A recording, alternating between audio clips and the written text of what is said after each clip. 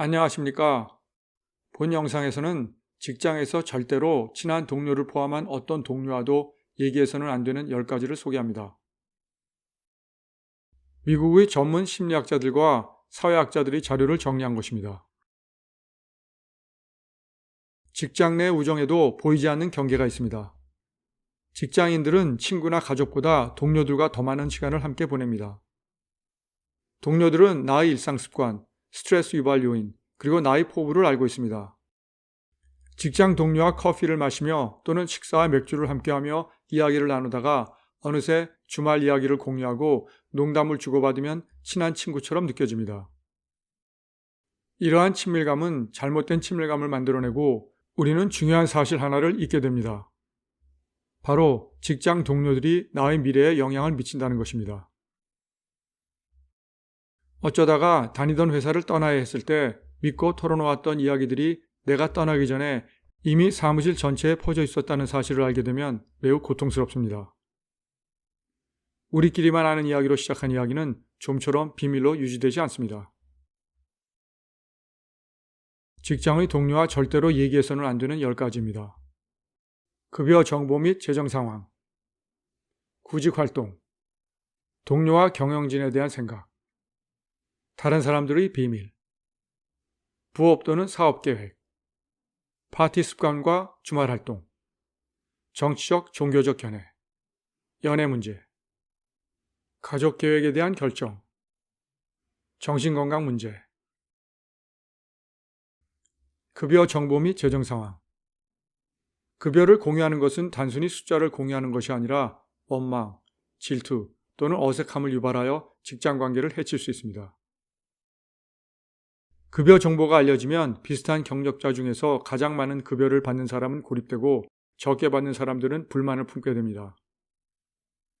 모두가 자신의 가치와 시스템의 공정성에 대해 의문을 품기 시작하고 몇 년 동안 쌓아온 편안한 관계는 짧은 시간 만에 무너집니다. 재정적 어려움이나 성공에 대한 대화도 위험합니다. 신용카드 빚에 대한 이야기는 친밀감을 형성하는 것처럼 보일 수 있지만 예산 관리 능력이 필요한 승진 대상에서 제외될 수도 있습니다. 구직 활동. 다른 회사와 접촉해서 긍정적인 소식으로 기분이 좋아서 현재의 불만을 이해해 줄 누군가에게 이야기하고 싶을 것입니다. 하지만 직장 동료에게 다른 곳을 알아보고 있다고 말하는 순간 직장에서 소문이 빠르게 퍼지기 시작합니다. 갑자기 상사가 나에게 덜 중요한 프로젝트를 맡기기 시작합니다. 게다가 구조조정 대상자 명단에 나의 이름이 가장 먼저 올라가게 됩니다. 동료와 경영진에 대한 생각. 우리 모두 속마음을 털어놓고 싶을 때가 있습니다. 하지만 내가 공유하는 의견은 나의 평판의 일부가 된다는 것을 알아야 합니다. 무능한 상사에 대해서 무심코 내뱉은 말은 당장은 속이 시원할지 모르지만 나중에 나에게 부메랑처럼 돌아올 수 있습니다. 사람들은 긍정적인 말보다 부정적인 말을 훨씬 더 오래 기억합니다. 그리고 누군가가 자신을 구하기 위해 나를 희생양으로 삼아야 할 때 나의 말을 증거로 사용할 것입니다.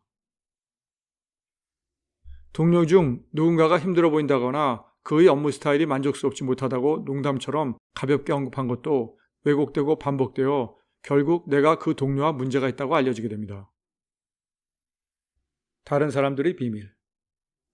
누군가가 나에게 자신의 상황에 대해 털어놓았다면 절대로 다른 사람과 공유해서는 안 됩니다. 사무실 가십거리를 잘 알고 있는 사람으로 알려지면 일시적으로 인기를 얻을 수는 있지만 나의 신뢰도는 곧 무너집니다. 민감한 정보를 믿고 맡길 수 없는 사람이 되면 경력에 치명적입니다. 부업 또는 사업 계획. 만약 개인적으로 진행하고 있는 흥미로운 부업 프로젝트가 있다면 반드시 비밀로 해야 합니다. 본업과 전혀 관련이 없어 보이더라도 사업적 야망을 공유하는 것은 현 직장에 전념하지 않거나 집중력이 부족하다는 것으로 보이게 합니다. 상사는 내가 업무에 최선을 다하고 있는지 의문을 갖게 되고 동료들은 내가 회사 시간이나 자원을 개인적인 이익을 위해 사용하고 있다고 생각할 수 있습니다. 만약 나의 부업이 성공하면 이미 회사를 떠날 준비를 하고 있었다고 생각하는 사람들이 질투심 때문에 남은 직장 생활이 힘들어질 수 있습니다. 파티 습관과 주말 활동. 월요일 아침 커피 타임에 나누는 이야기는 내가 의도하지 않은 방식으로 나의 이미지에 영향을 줄 수 있습니다. 정신없이 보낸 주말 이야기는 나를 재미있는 사람처럼 보이게 할 수도 있지만 리더십 역할을 맡아야 할 때는 무책임해 보이게 할 수도 있습니다. 상사가 의식적으로 차별하지는 않더라도 나의 과음이나 파티 등에 대한 이야기를 알게 되면 나를 경영진 후보로 고려할지 여부에 영향을 미칠 수 있습니다. 정치적, 종교적 견해. 오늘날처럼 극도로 양극화된 사회에서 정치, 종교는 더욱 민감한 주제가 되었습니다. 나의 확고한 신념은 나의 일부이지만 직장은 그러한 신념을 논하는 장소가 아닙니다. 정치적 견해가 사무실의 다수와 일치하지 않는다는 이유로 재능 있는 사람들이 은근히 소외되는 것을 목격한 적이 있을 겁니다. 지나친 종교 생활로 동료들을 피곤하게 하는 것을 경험한 적이 있을 겁니다.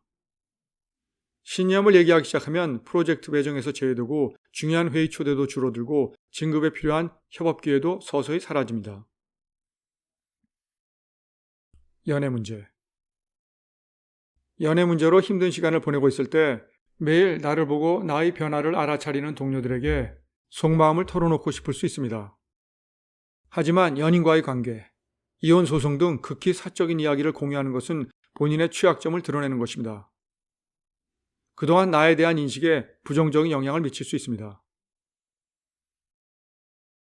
가족 계획에 대한 결정. 자녀를 가지려고 노력하든 자녀를 갖지 않기로 했든 또는 불임 문제로 어려움을 겪고 있든 이러한 매우 개인적인 결정은 직장에서 이야기할 주제가 아닙니다. 임신 계획을 공유하는 것은 법적으로는 문제가 없어야 하지만 실제로는 프로젝트 배정이나 승진 시기에 영향을 미칠 수 있습니다. 반면에 자녀를 원하지 않는다고 말하면 항상 출장을 가거나 늦게까지 일할 수 있는 사람으로 낙인 찍힐 수 있습니다. 정신건강 문제. 직장에서 개인의 정신건강에 대한 인식이 크게 향상되었지만 아직도 개인적인 어려움을 공유하는 것은 직업적인 불이익으로 이어질 수 있습니다.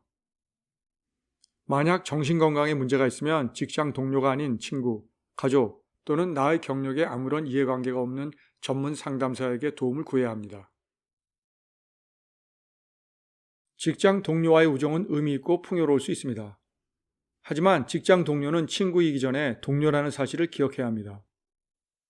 직장 동료이자 진정한 친구를 원한다면 천천히 우정을 쌓고 친목 활동은 직장 밖에서 해야 하며 서로 공유하는 내용에 대해 신중해야 합니다. 시청해 주셔서 감사합니다.